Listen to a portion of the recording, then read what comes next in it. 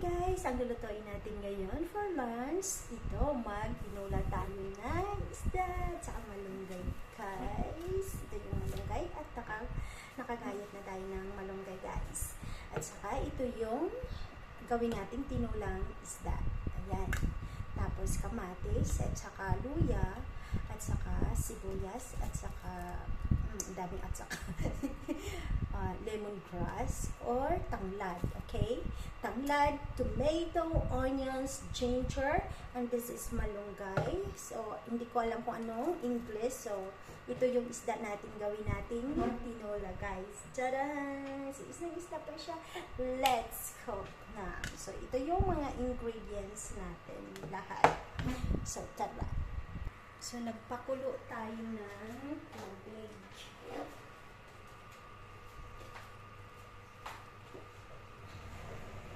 Ito yung tubig natin guys. So, pinapakuluan na natin siya. Ang una nating gawin is ilalagay natin yung luya. Ito. Okay. Tanglad or lemongrass. Mga English dyan. So, kailangan kulong-kulo yung tubig. Tapos, sibuyas or onions. Tomato. Syempre, kung may mga English dyan. So, kailangan medyo durog muna or malambot muna yung mga yung mga seasonings. Saka natin ilalagay yung isda. So, ilalagay natin dito yung isda natin. Mamaya na natin siya lutuin. Like, 1 minute muna. At saka yung malunggay.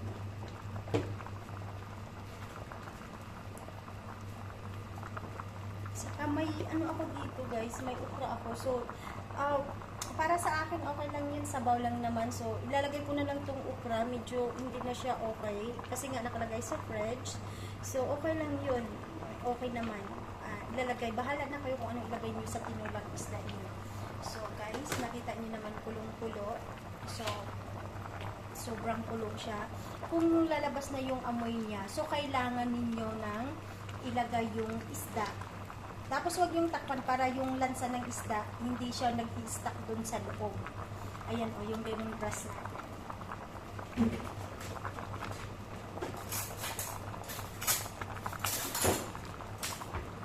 Ngayon pala, holiday ko ngayon. So, pinaholiday ako ni ma'am kasi pumunta yung amo ko sa China. So, nakita niyo yung kamatis. Ayan. Medyo durog, medyo lutuin nyo muna bago ilagay yung isda. So, medyo mamaya konti, guys. Hi! Luluto tayo. Nakasaing na din ako. So, mamaya lalabas ako kasi kailangan kong magpapadala ng pera sa Pinas. Alam niyo naman. So, ayan, kumukulo na siya, guys. Continue na yung kulo ng ating niluluto. Ayan, nakita niyo yan. Medyo malambot pa ng konti. Ayan, nakita niya, nagkakatanggalan na yung balat. So, ngayon is pwede na natin siyang ilagay yung ulo ng isda. Ano na to siya ha? Sobrang linis na to, nakita niya. Siguraduhin nyo ang paglilinis ng isda ninyo ay wala na siyang dugo para hindi siya malansa. Nakita nyo? Ayan. Wala talaga siyang dugo. Ibabrush nyo yung dito para hindi siya malansa. Ayan. Ayan. So, wag niyong takpan pag nagluto kayo ng isda para yung lansa niya is lalabas. Yun yung sekreto natin. Sekreto. Guys, so, watch niyo lang yan.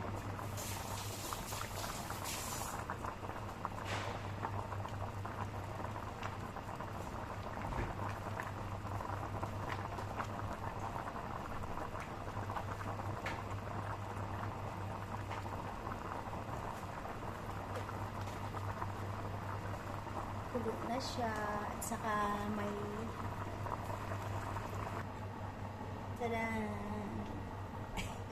yung kanin na yung isda na lang yung hindi pa luto.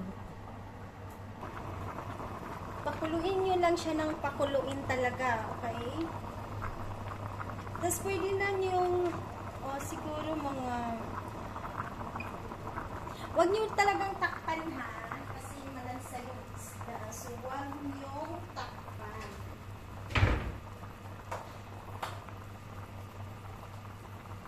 Tada!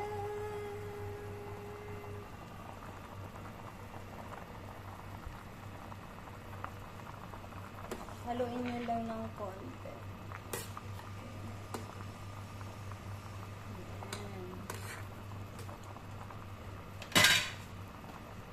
Siguro i-ano nyo ng 10 minutes or 12. Medyo yung mag-ano tayo ng timer. Okay, ginawa ko ng 12 para medyo maluto naman.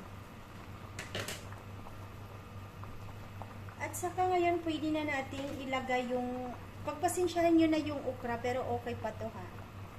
Isayang kasi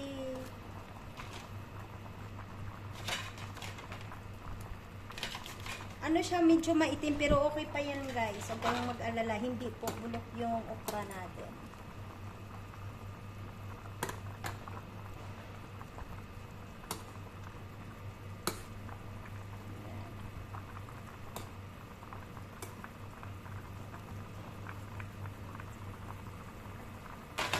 Okay, continue boiling and boiling and boiling. Trust and doubt.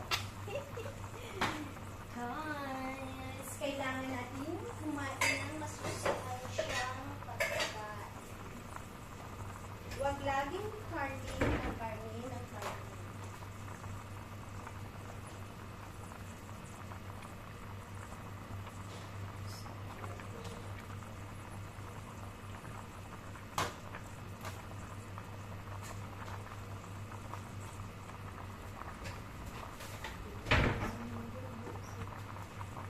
Parang gusto ko pang lagyan ng luya para magulap yung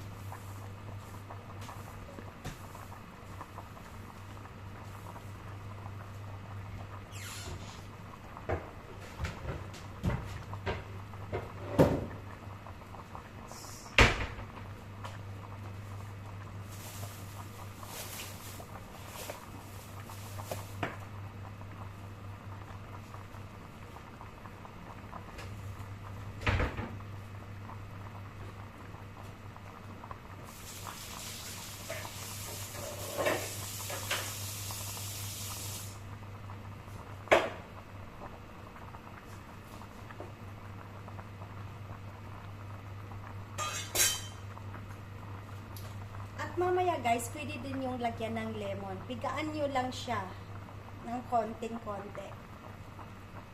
Pero last na to siya ha.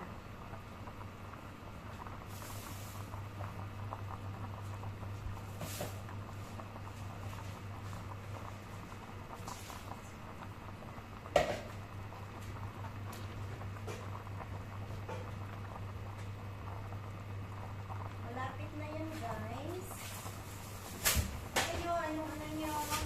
Anong ulam niyo for today? Afternoon.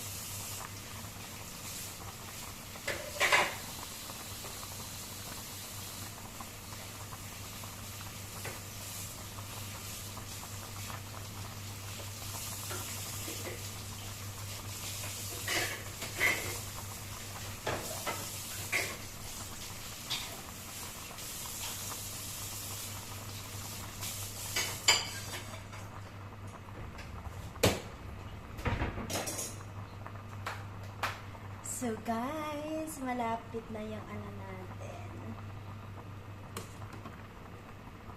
So ngayon ang gagawin nyo is, ito na ba yung okra natin?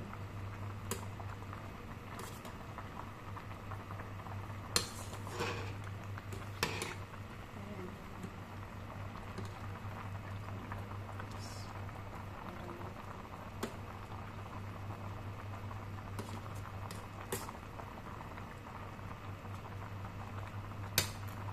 Gusto ko talaga kasi yung pag nagluluto ako ng may sabaw, kailangan laging may tanglad guys. Ewan, diba? Or sa mga Bisaya lang talaga kay laging may tanglad pag nagtutula. Pag sinabaw ang isda. So ngayon is lagyan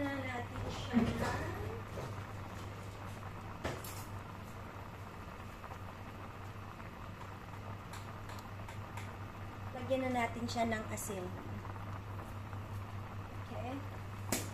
Tapos, nasa inyo lang kung maglagay kayo ng pampadagdag lasa ng buhay.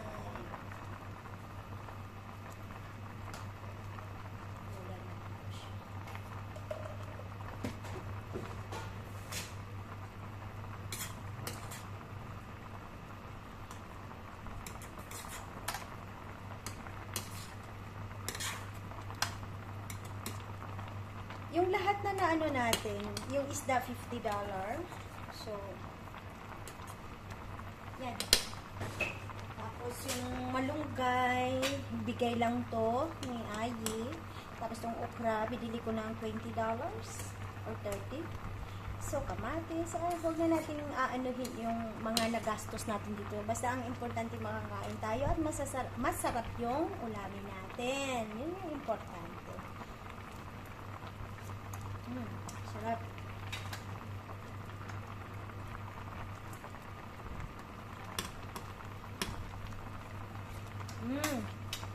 Medyo matabang pero okay siya.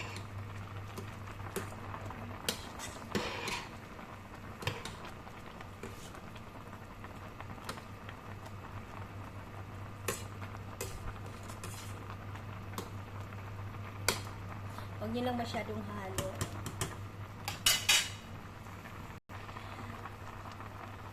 So guys, this one, tapos na siya. So kailangan na nating lagyan muna ng konting lemon lang. I-squeeze nyo lang na kanon. Okay? Nakita nyo to? Ganito lang. Yan. Isang patak lang. Yan. Okay? So pwede na yan siya. Konting ano lang para may lasang lemon. Para hindi din siya malangsa. So, yan. Ilalagay na natin ang ating dahon ng malunggay. Taran! Finish na siya, guys. Ito na yung ano natin.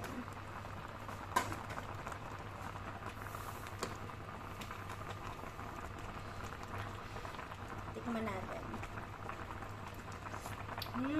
Sarap.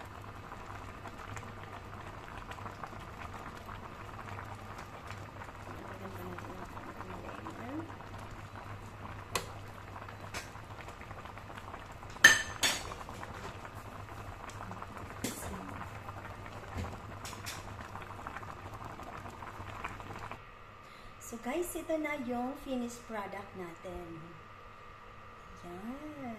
Nakita nyo? Masarap siya guys. Sobrang sarap.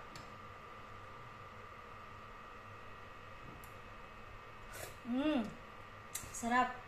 Subukan niyo. Basta huwag niyong takpan at saka lagyan niyo ng lemon. Sobrang sarap siya guys. As in talaga. So, let's eat guys. Yummers! Ayan! Napakainit na sabaw at saka with rice. Bye! Thank you for watching!